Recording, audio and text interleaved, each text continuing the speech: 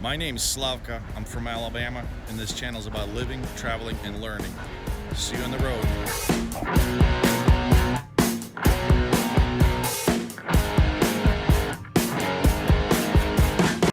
Good morning, boys and girls, from unusually sunny Seattle, Washington area. And unusually sunny, I mean unusually sunny because it is really, really unusual to be sunny like this much. Clear skies and all.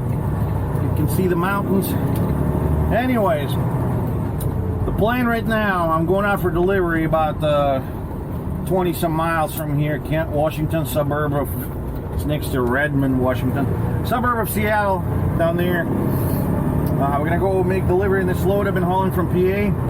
Hopefully we'll get clean bill, and I already have a next load not far from here. My ninja of the dispatcher, the ninja of freight, has found me a load right away this morning, and it's pretty sweet one. I'll tell you later what it's all about. I'm sure if you're a child of the 80s like myself, you're gonna love that shit. Anyhow, let's get down the road, get this shit delivered, and get paid, guys. What do you think? I think it's about goddamn time.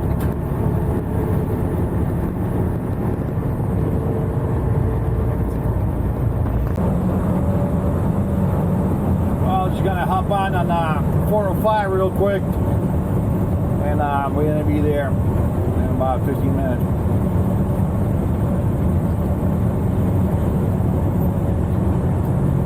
You can actually see downtown Seattle high rises over in the distance.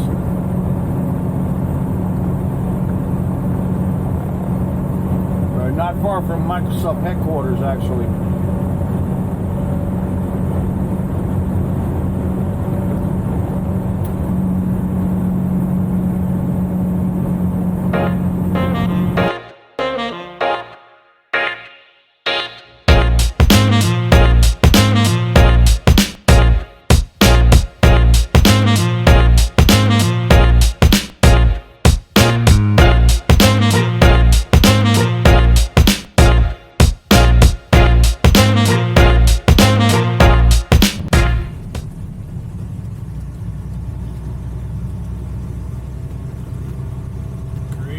Turns here.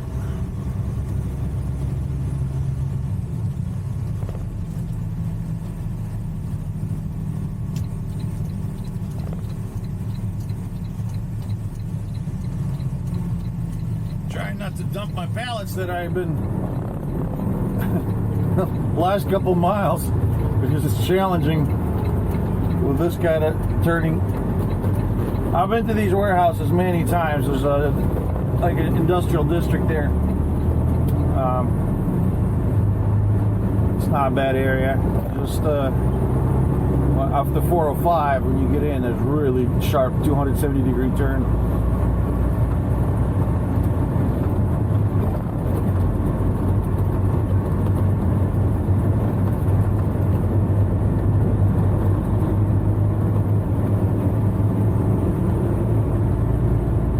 No, we're going for it. There's no way I'm slamming brakes and having my pallets go fly forward.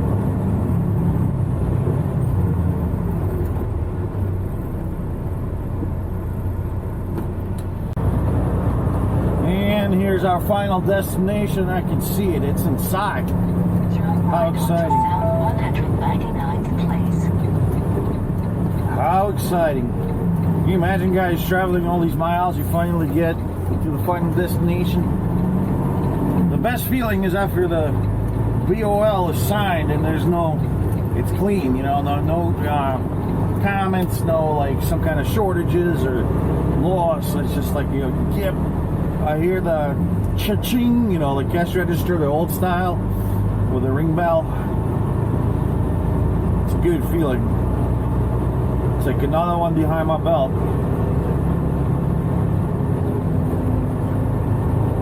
Each load has its own characteristic. They may all blend in the end of a year, but your destination is on the right. Each load has its own story, no matter how short or long it is. There's always something going on, always different road, always something happening. That's how it is in trucking. Every load has its own story. Sometimes it's a boring story, and that's good. I like boring stories, trust me. Boring story means nothing bad happened, which is really good for trucking and getting paid. Not so good for YouTube content, right? That's why I had this shit hedged, you know? No matter what the story is. Let's see. Okay, that's our Columbia distribution. That's where we gotta go. And we'll go next driveway. As I was saying, regardless what the story is, on my loads, I'm always getting paid. Alright, we're gonna swing wide here.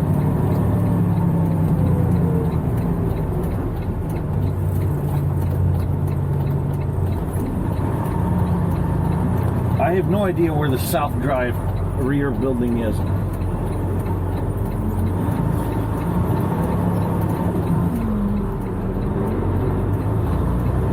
Well,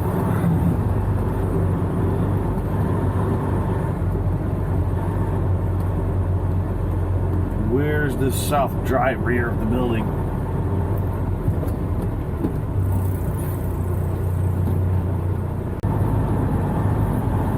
Alright, I think the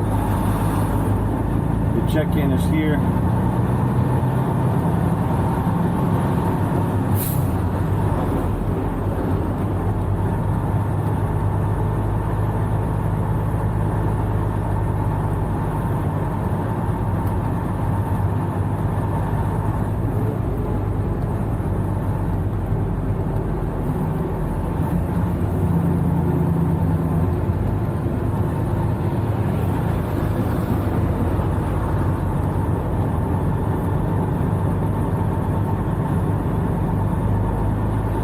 Yeah, there's JB Hunt and somebody else. Let's get in right next to those guys.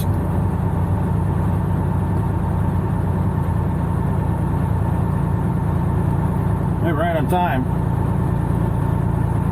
Actually early. Appointment is 11 a.m. It's 10:36 right now, so perfect. That's how I like it. Get in half an hour, 20 minutes before your appointment, just in case of some kind of unforeseen bullshit.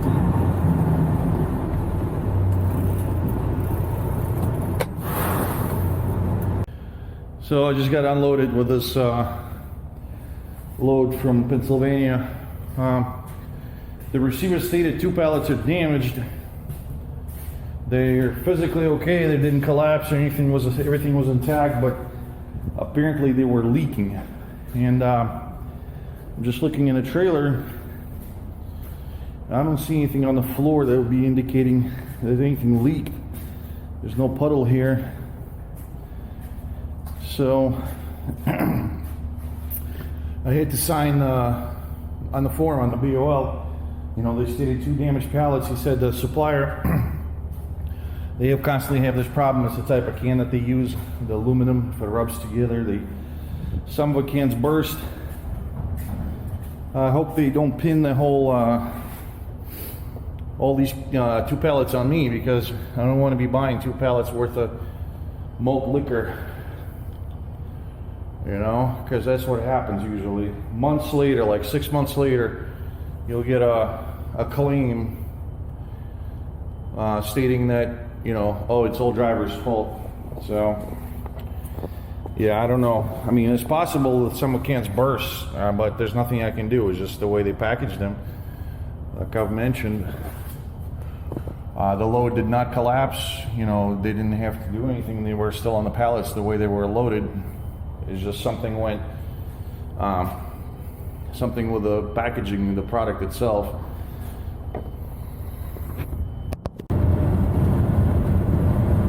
So guys, any guesses where I'm going to make a pickup for my next load? I'll give you a hint. It's in North Bend, Washington. You write down in the comments if you think you know where I'm going. Very famous place. I'll give you some hints. In half a mile, take exit 31 on the right. You've probably heard of it. You probably have it in your house. The product that place makes. Anyways, write down in the comments what you think it is, where I'm going. Come on, guys, I'll give you more hints. It starts with N and ends with O. And I guarantee you, you have had it in your house. You probably still have it. Your kids will probably have it. Come on, guys. Look up on Google. Don't cheat. Don't scroll the video until I get there.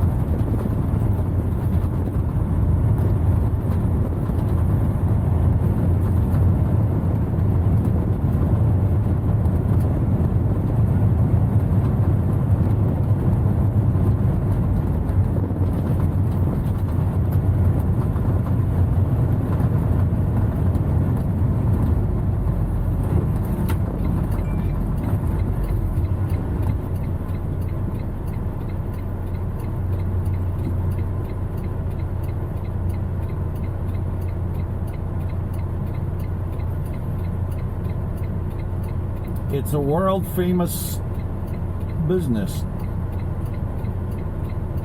It has a huge fan following. It is located in North America, but it is not American business.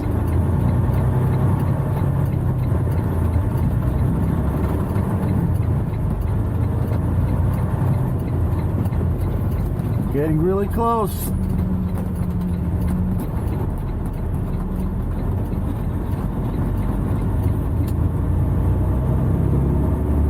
Really close now.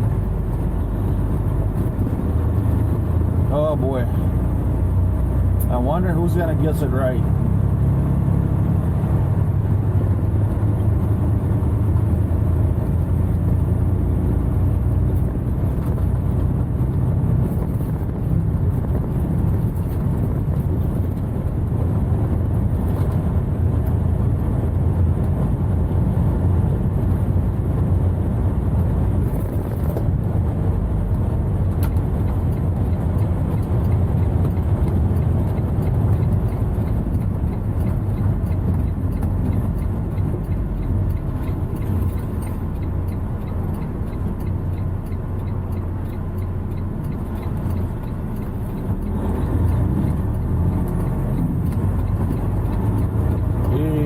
Almost there.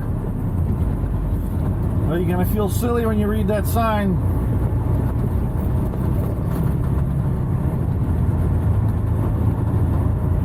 Oh, what's that? What's the sign says? Oh, you can't see yet?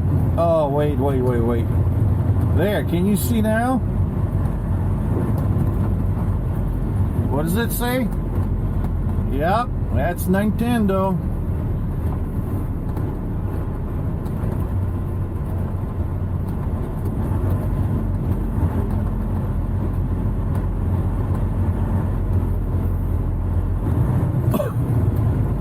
Alright, I'm gonna go check in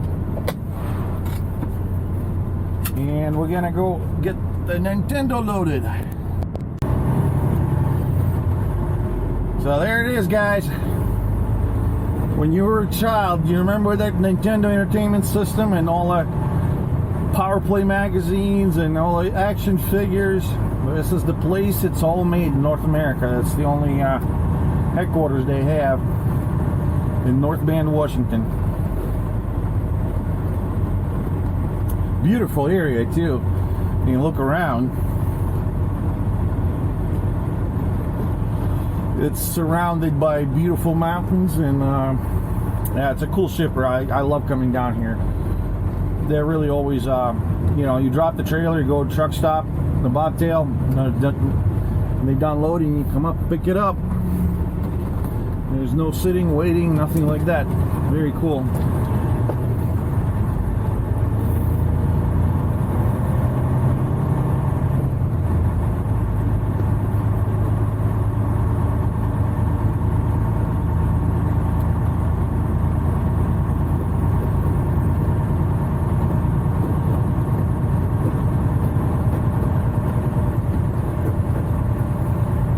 all I got to do is park my trailer in a specific spot, detach, and just go chillax.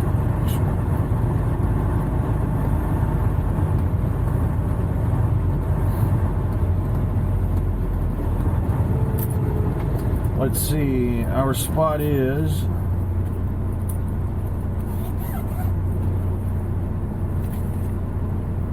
$275. That's right there. That's left. We gotta go this way.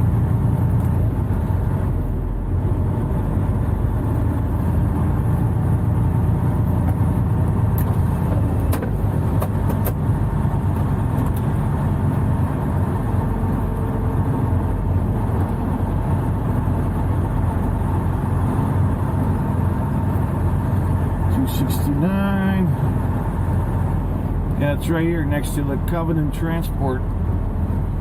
Okay, that's easy enough. Maybe we'll slink in there.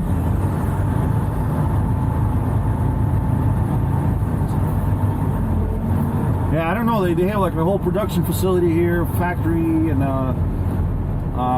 warehouse and everything. I don't know. Honestly, I don't know if they make these Nintendos here or they just repackage them or something of that nature, but we don't want to hit that trailer behind us. Let's do a sensible thing and make sure we don't have any blind bullshit going on here. Yeah, see, I could have done a boo-boo on there. Alright, I'm just gonna slink in slowly but surely with a 90.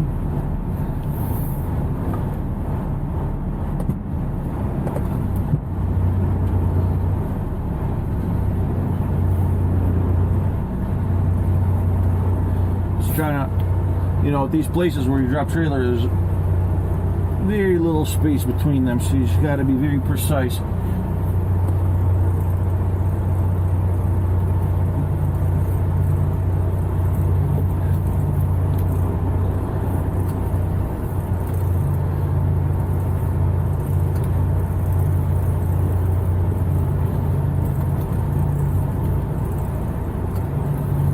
That's not gonna work out. That's a shitty angle.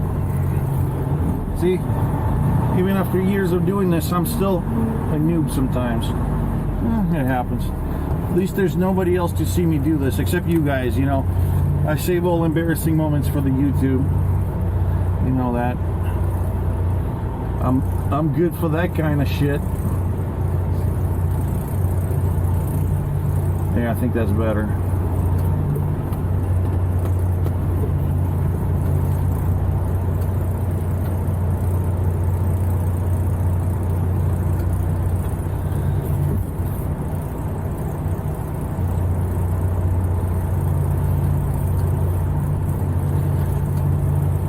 We pushed the tandems past the trailer. Yes, we did. Now I'm going to level out.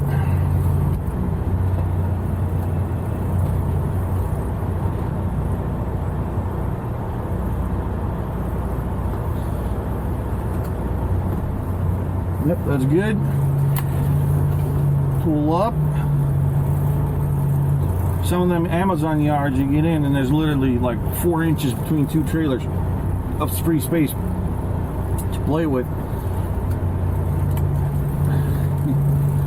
It gets, you know, I'm just hoping someone else doesn't hit my trailer and don't come out and have a huge gouge.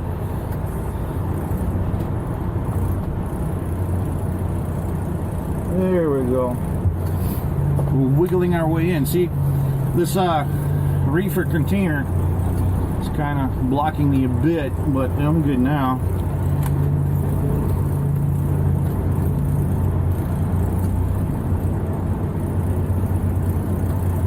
There we go.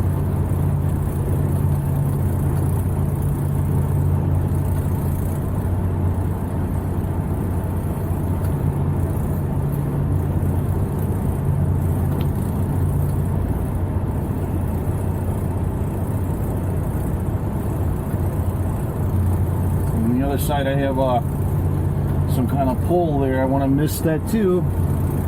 You know, I don't want to be taking out Nintendo lighting system here.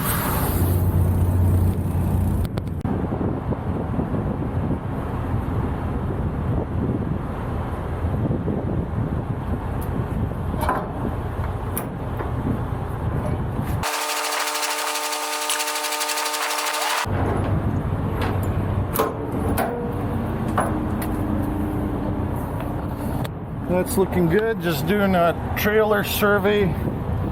Make sure we get it in the same condition that it's currently dropped off at. So I'm looking for body damage or anything that could be potentially occurring. Alright, I left the lock open. Trailer is empty. 2 straps in it. Fairly clean.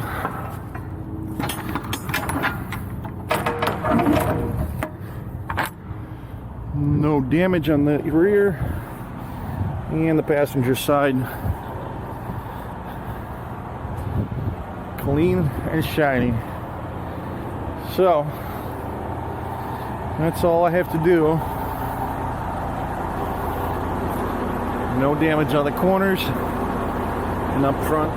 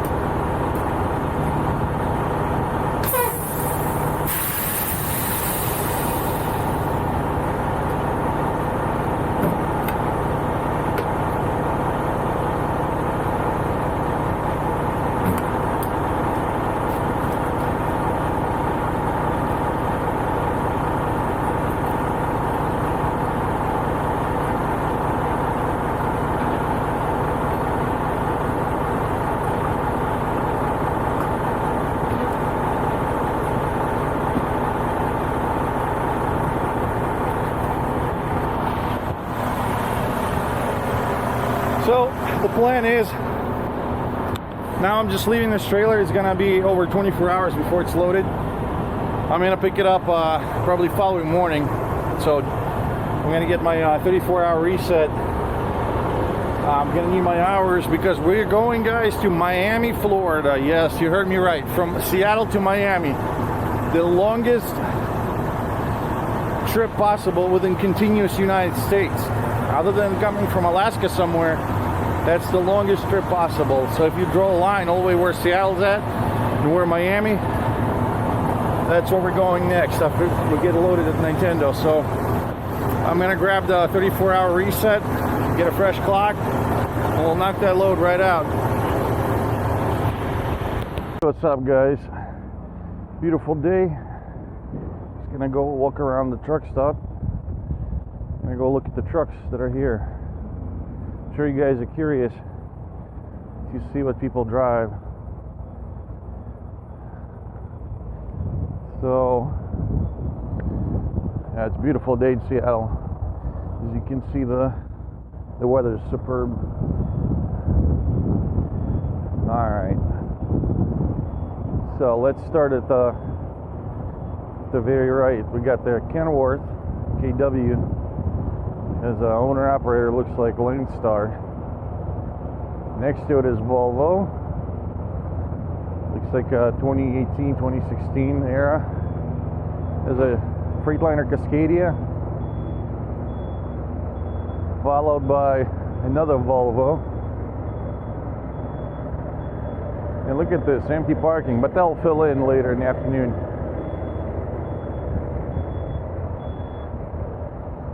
There we have International.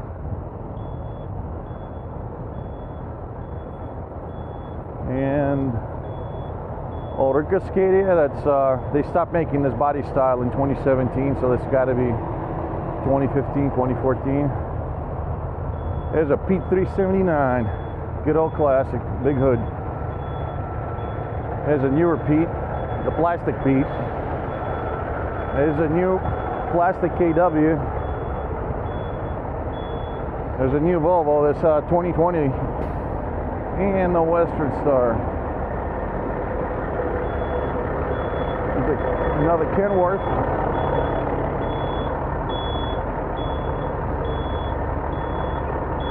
This guy having a hard time backing in because of that. Now he's got it.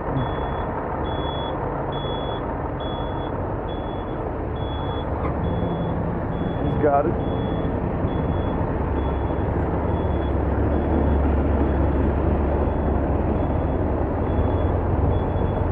Volvo, new plastic Peterbilt, Freightliner Cascadia, Peterbilt. The new Peterbilt seem to be gaining popularity like recent models. I don't know. There's another Cascadia.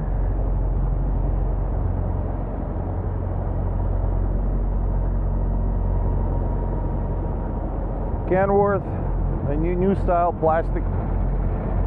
There's old Peterbilt classic Cascadia, classic Pete, Cascadia, new KW.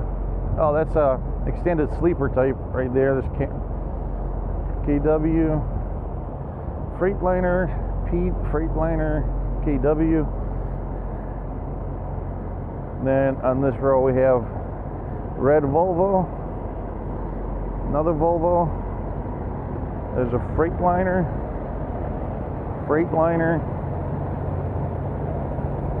new style KW,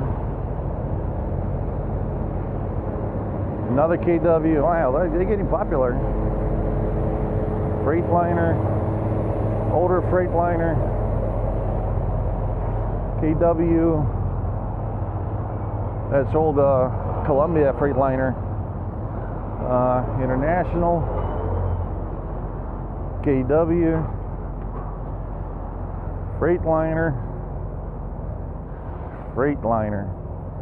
Yeah, guys, I mean, just judging at this small sample, Freightliners are probably about half of trucks in this parking lot, and that's about typical. They're probably most large fleets, and there's another Freightliner coming.